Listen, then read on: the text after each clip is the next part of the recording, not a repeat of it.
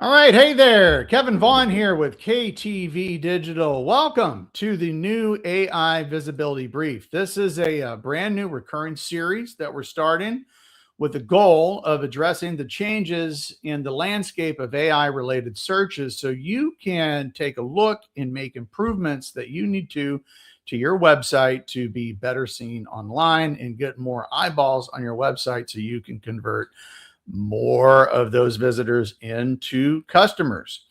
And today, for our first series, we're having the topic of why ChatGPT isn't recommending you and your business. So, question: have you done this? Have you looked at ChatGPT or Gemini or whatever your favorite LLM is? We use ChatGPT as just like standard terminology, but it doesn't matter. A lot of people like Grok, whatever. But have you taken one of those tools and, dropped your company name in it or questions about your industry to see if you show up? Are you one of the results that's being recommended by AI? Because the shocking thing is, as I talk to small business, a lot of small business owners haven't really looked at it this way. They're not looking at the AI tools for search. They'll certainly, everybody's using them now. They'll use them to help write emails or help write social media posts, but are not really exploring it in a way to promote and amplify their brand online. But the stats are certainly compelling, especially in the B2B space. All right. So, there's an argument to be had. Somebody can be, doing hair care products or something and may have a different vibe about this. But in B2B, where our buyers are sophisticated buyers, they have complex solutions they're trying to get answers for. They're going to start in AI. They're going to start by asking really explicit, pointed questions and then follow-up questions to get the answers that they want. And 80%, nearly 80% of those people are starting that versus just going to Google right off the bat anymore. And here's the other compelling thing: 60% or more are ending in no-click searches. So that means that people are asking a question, they're getting the answers that they want, they're going, cool, I'm all set, and then I'm going to go about my day. So they're not necessarily going to a website anymore. But this is not necessarily bad news. It's got a lot of people freaked out because the traffic has trended down, and you've probably seen a decrease in traffic on your website or in your Google Analytics. But if you are playing your cards right, you're still getting your brand out there in front of people. So when you think about advertising in general, it used to be the rule of seven, right? So you would have to show or say your brand 7 times before there was any type of mental recall that people could remember that. But now, with all of the noise and all of the activity online, it's really diluted that. And so now the touch points are so much higher. It's, up to 15 mentions or touches or impressions before there's any type of recall. And then so why would you not be showing up in those early searches where people are spending a lot of time looking at the search? So this is the new buyer's journey. And look, it's not this polished. And that's something that's very important to point out because, where we traditionally used to have, pretty tight funnels of how people went through the process. Now the entry points are all over the place. People could come in off of a search, off of an AI engine, maybe a social media post, an email campaign you're running. You just don't know where people are entering the top of the funnel for you anymore. But what's happening for people that are actually going out and doing the searching, they are starting with AI, which we've already touched on, right? But then, they're doing the Q&A and really honing those answers down. But then they're jumping back over to Google. Why are they doing this? Because the trust isn't fully there with AI at this point. So you've heard about the hallucinations and AI just makes up stuff. Still an extremely powerful tool, and you can start the process there. But we're seeing that people still go to Google to validate and fact check what they discovered on AI before they continue on. So you really want to be in all these areas. You want to be showing up on the AI search. You still want to do your traditional SEO practices. So you show up in Google. And then when people land on your website, they are pretty engaged now to take whatever the next action is. More than before, where they would land on your website and get some education and things like that. The education is happening at the beginning as an interactive format with AI. But this is where a lot of people are kind of missing out today, because as a small business owner, if you're kind of trying to take care of your website in-house, it's hard to stay on top of all the trends. There's a lot of noise out there, and there's a lot of conflicting messaging that you get.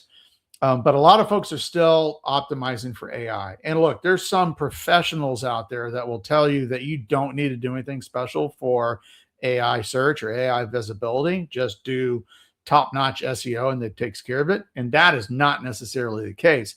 SEO is still important. It is the foundation that entire house is built on. So you still need it. Do not abandon it. And you still need all the best practices of off-page and on-page SEO. Again, technical terms, I get that. We can dive into that at a later date.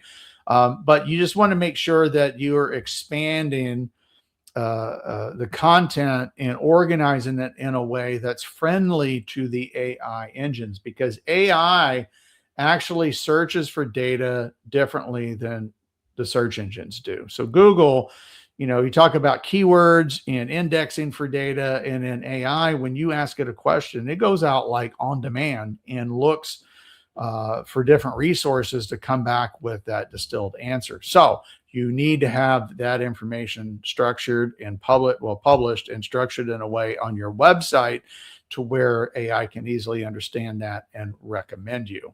And then that way you focus on the conversion on your website instead of hoping for the best, because you're spending all your effort and energy in Google. So let me share a real world example. So here's another company that I run. It's a large format equipment reseller out of the Austin, Texas area. So we specialize in just large format equipment. So it's a very specialized product. Think about things that print construction drawings or maps or large banners. So it's a very specific product. You're not going to run to Best Buy and get this sort of thing. You're going to have to deal with a specialized company like us. But also our clients are very specialized. We're not, positioning this to the masses.